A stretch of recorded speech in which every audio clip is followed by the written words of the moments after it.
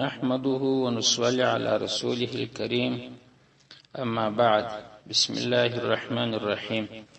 وعن أبي هريرة رضي الله تعالى عنه قال رسول الله صلى الله عليه وسلم. دا یو حدیث دی د حضرت ابي هريره رضی الله عنه څخه روایت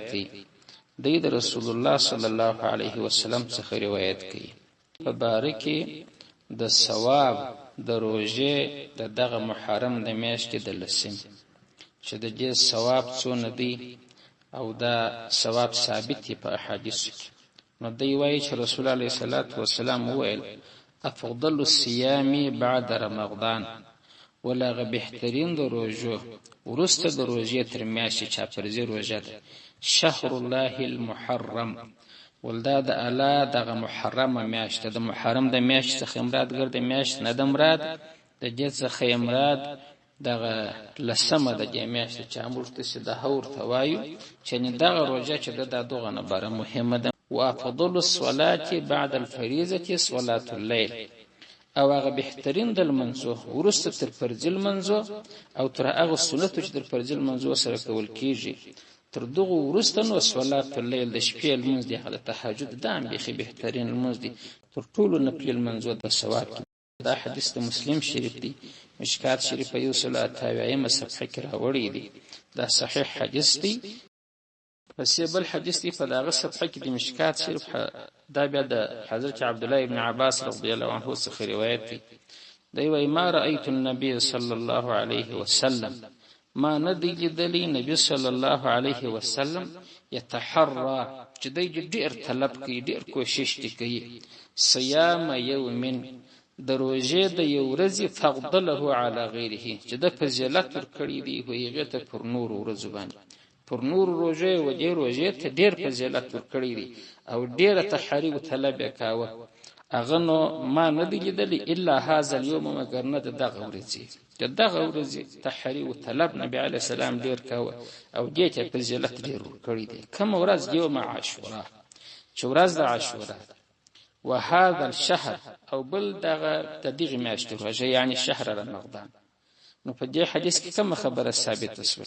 چې حضرت عبد الله ابن عباس وایي چې نبی علیه الصلاۃ والسلام دغه نه ډیر طلب او دغه نه ډیر فضیلت او بلې هیڅ روزه ته نه دی ورکړي مګر نه لکه دغه ورځ روزه چې د عاشورا د ورځ روزه ده او بل دغه روزه د میاشتې د رمضان. هغه فرض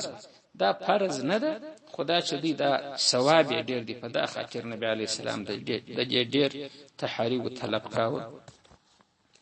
په یو بل حدیث شریف کې راځي په دایو سلونه اویایم صفحه کې د مشکات شریف ده هم په هغه کې روایت ابي قتاده کې حدیث وجدي، خو په دغه وجده حدیث په دا پای کې دا سوي چې پیغمبر علی صلوات و سلام ول صيام يوم عرفه والروزه د ورځې د عرفات چې د احتسب على الله زما ګمان پر الله پاک باندې اندجه یکفر السنه التي قبله والسنه التي بعده چې الله به ورجی د یو کال ګناوي چې د مخکې تیر سی وجد د عرفات ورځ والسنه التي بعده او د یو کال هغه چې ورسته راځي هغه ګناوي به الله په ورجی سمانه چې نه دراتلونکي کال د پاره بالا او تعالی د اجتناب ورنصیب کې د ګناو سه ګناوي بنکې. نو یو خد د روزه فضیلت بیان کې د عرفات ورځ په سی ول والصيام يوم عاشوراء احتسب على الله ان يكفر السنه التي قبله. ول د عاشورا د ورځې روزه چې بعد از ما ګمان دی غالب پر الله پاک باندې د دې خبرې چې و برجی السنه التي قبله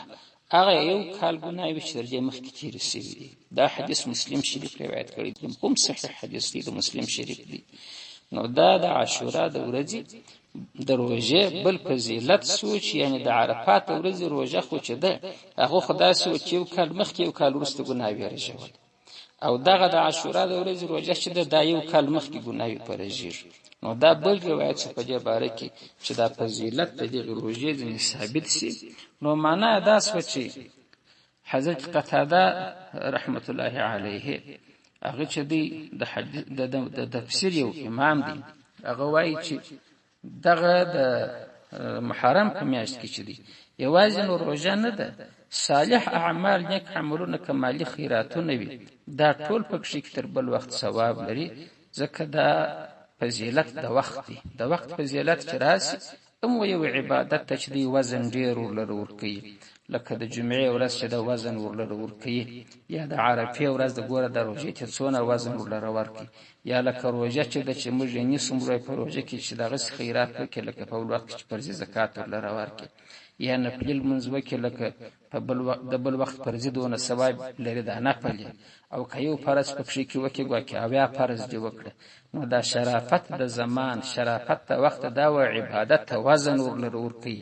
نو دا یو شرافت کې ورځ تعالی او تعالی ور کړی دی نو وزن یې دغه چې ثواب د روزه دوه ډیر پکې لري نو هر عمل صالح ثواب پکې لري